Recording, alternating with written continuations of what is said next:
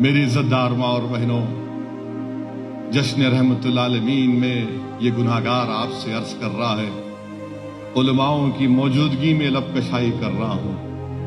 اللہ کے رسول صلی اللہ علیہ وسلم کے پاس جب ادبا آئے تھے اہل قریش کی طرف سے اور آ کر کہا کہ محمد صلی اللہ علیہ وسلم آپ کا مقصد کیا ہے؟ آپ دولت چاہتے پوری دولت دے دیں گے، سرداری چاہتے سرداری لے لو، کسی خوبصورت عورت سے نکاح کرنا چاہتے ہم پیش کر دیتے۔ اللہ کے رسول صلی اللہ علیہ وسلم نے قرآن کی آیتوں کو سنایا، وہ پریشان ہو گیا اور جا کر اپنی قوم سے کہا کہ نہیں، یہ کوئی شاعر نہیں ہے، یہ کوئی شاعر نہیں ہے، یہ کوئی جادوگر نہیں ہے، یہ اللہ کا سچا نبی ہے، اس سے مقابلہ مت کرو۔ اللہ کے رسول صلی اللہ علیہ وسلم کے چچا نے پوچھا کیا ہے یہ؟ تو محمد مصطفیٰ صلی اللہ علیہ وسلم نے، رحمت العالمین نے، کملی والے نے، شاخ روز جزا نے ہم کو بتایا کہ اگر دنیا کل تمہارے سامنے آ کر، آقا نے فرمایا کہ اگر کوئی میرے ہاتھ میں سورج کو رکھ دے گا، ایک ہاتھ میں چاند کو رکھ دے گا، تب بھی میں اظہار حق سے منہ نہیں موڑوں گا۔ ظالموں، اگر تم سمجھتے ہو کہ ہم اپنا ایمان کا سودا کرتے ہیں تو کوئی کرتا ہوگا مگر ہم نہیں کریں گے۔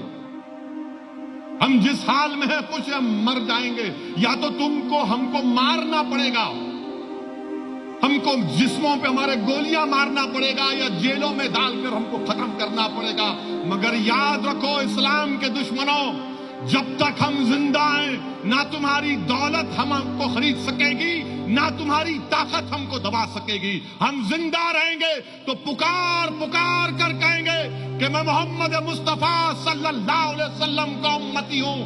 تم ہمارے آقا کے فرمان کو بھول گئے، اگر کوئی منافق بھول گیا تو بھول جائے، مگر ہم نہیں بھولیں گے۔ تم ساری دنیا کی دولت لا کے دے دو، مگر ہم اپنے دین کا سودا نہیں کریں گے۔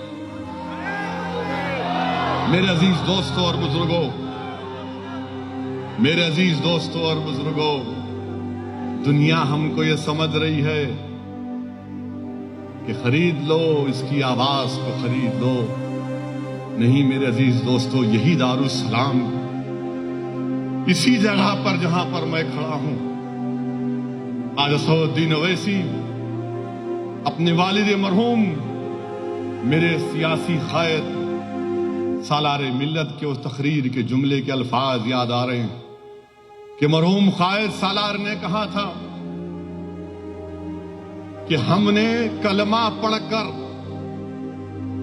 اپنی زندگیوں کو جنت کے عوض بیچ دیا، ابھی اللہ جانے کیا کر لے ہم سے۔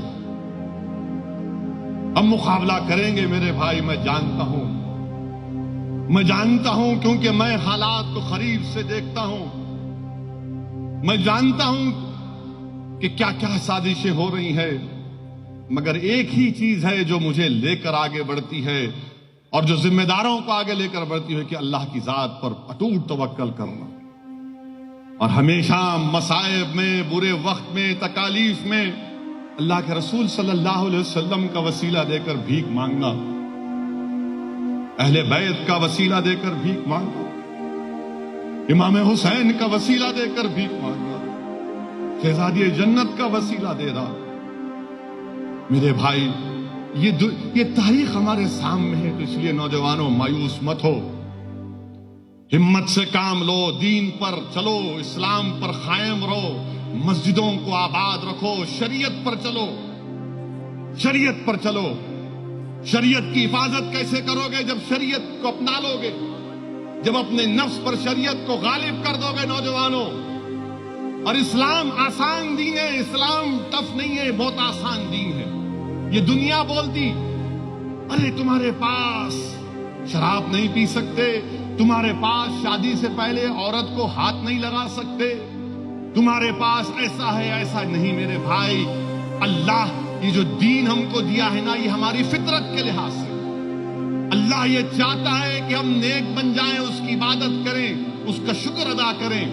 اور کیسے کریں؟ قرآن اور سنت کو اپنانے سے۔ قرآن اور سنت کو اپناؤ، اور یاد رکھو، اگر کوئی مسلمان دنیا کی اقتدار کے لیے، دنیا کے پوزیشن کے لیے، دنیا والوں میں عزت حاصل کرنے کے لیے، دنیا والوں کے سامنے اپنی اہمیت جتانے کے لیے شرک کرتا تو یہ ان سے دور رہو، ان سے دور رہو۔ ہم کو نہیں چاہیے ایسا مقام، ایسی عزت، ایسی دولت جو ہم کو شرک کرنے پر مجبور کر دے۔ ہم صرف اللہ کی عبادت کرتے ہیں اور اللہ کی عبادت کرتے رہے۔ اللہ ہمارا خدا ہے، ہم اللہ کو ماننے والے ہیں، اللہ ہمارے لیے کافی۔ ہم اپنی زبان سے، اپنی حرکات سے یا خدا نہ خواستہ کبھی مصلحت کے نام پر بھی ہم شرک نہیں کریں گے، اور اگر کوئی کر رہا ہے دور رہو اس سے، اور دعا کرو اس کے لیے کہ اللہ ہم کو بچائے اور اللہ اس کو بھی بچائے۔ میرے عزیز دوستوں اور بزرگوں، یہ حالات ہیں، حوصلوں کو بلند رکھیے، انشاءاللہ تعالی یہ باطل طاقتوں کا طوفان پھٹے گا، یہ کالے بادل جو عالم اسلام پر، مسلمانوں کے سروں پر منڈلا رہے ہیں، ہٹیں گے انشاءاللہ تعالی۔ یہ بادشاہ، یہ مملکات، یہ اقتدار، یہ سب ختم ہوگا۔ یہ چند دن کے مہمان ہیں، یاد رکھو، ان کی شان و شوکت ختم ہو جائے گی، ان کی دولت بھی ختم ہو جائے گی۔ ان کو جب لحاظ ہوگا، جب ان کو معلوم ہوگا۔ دعا کرو ان یمن کے مظلوموں کے لیے جو آج تڑپ رہے ہیں۔ آپ کو معلوم یمن میں 1,00,000 مسلمان بچے مر گئے، دوائیں نہیں۔ یمن کی سرزمین کے لیے دعا کرو۔ اللہ کے رسول صلی اللہ علیہ وسلم نے اہل یمن کے لیے دعا کی، اللہ یمن میں امن قائم کر دے۔ میرے عزیز دوستوں اور بزرگوں، دین اسلام پر چلو۔ اللہ قرآن میں فرما رہا کہ اسلام میں پورے داخل ہو جاؤ، شیطان کے نقش قدم پر مت چلو، وہ تمہارا کھلا دشمن ہے۔ اور ہم کیا کرتے؟ نہیں کچھ نہیں ہوتا۔ زندگی کے قیمتی لمحوں کو نوجوانوں وہ ویڈیو گیم میں مت گزارو جس کو تم بڑی پسند سے کھیلتے ہو، پیو جی بھی نہیں میرے بھائی، نہیں۔ تمہاری زبان پر تو درود شریف کا ذکر ہونا، تمہاری زبان بار بار درود، درود و سلام، درود و سلام، تمہاری زبان پر یہی ہونا، تمہاری زبان پر حسبنا اللہ نعم الوکیل۔ نوجوانوں، تمہاری زبان پر استغفر اللہ ہونا چاہیے۔ جب تم یہ چیز، یہ عادتیں اپنا لوگے تو دیکھنا ہماری کامیابی ہوگی۔ میرے عزیز دوستوں اور بزرگوں، ڈرنے اور گھبرانے کی ضرورت نہیں ہے۔ کسی شاعر نے کیا خوب کہا ہے، خاصائے خاصان رسول،